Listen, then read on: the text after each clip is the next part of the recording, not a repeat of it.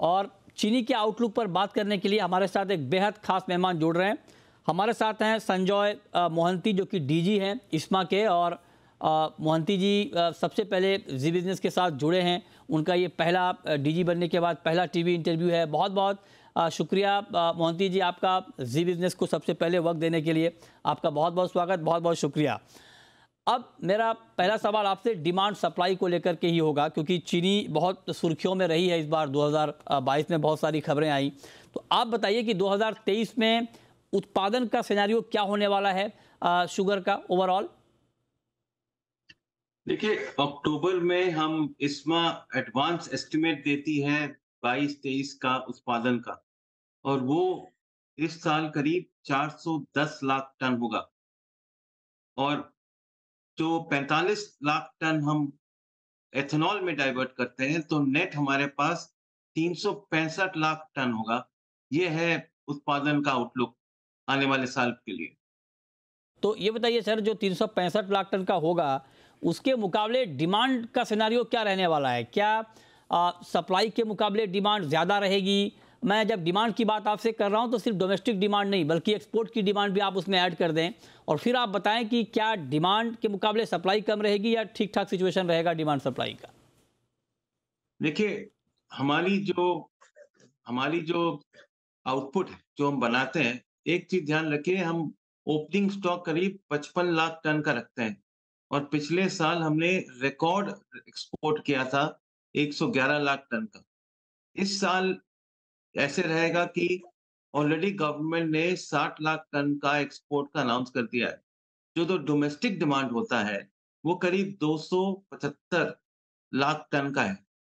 और 275 के बाद हम 60 लाख टन का ऑलरेडी एक्सपोर्ट का अनाउंस कर चुके हैं। तो 235 लाख टन का ऑलरेडी आउटपुट का जो कंजम्पशन वो निकल गया।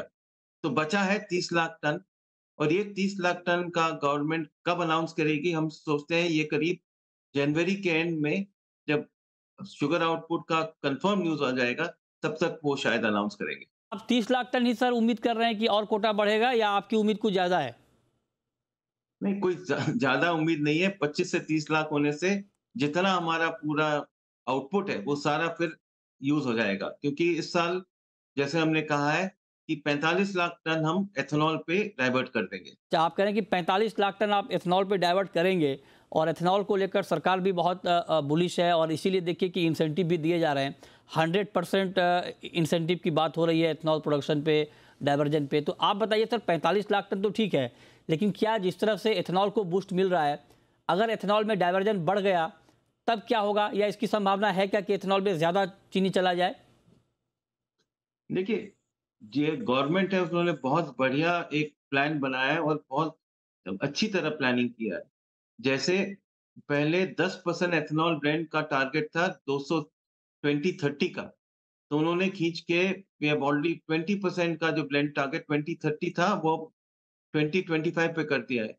तो 2022 से 2025 3 साल में 10 से 20% का एथेनॉल ब्लेंडिंग का जो उनका प्लान है, उसी हिसाब से उन्होंने कहा है कि इस साल कितना चीनी चाहिए, और उस चीनी के हिसाब से हमने ऑलरेडी 45 लाख टन डाइवर्ट किया हुआ है। ये सब प्लानिंग के बाद पूरा कंजम्पशन यूज़ हो जाएगा।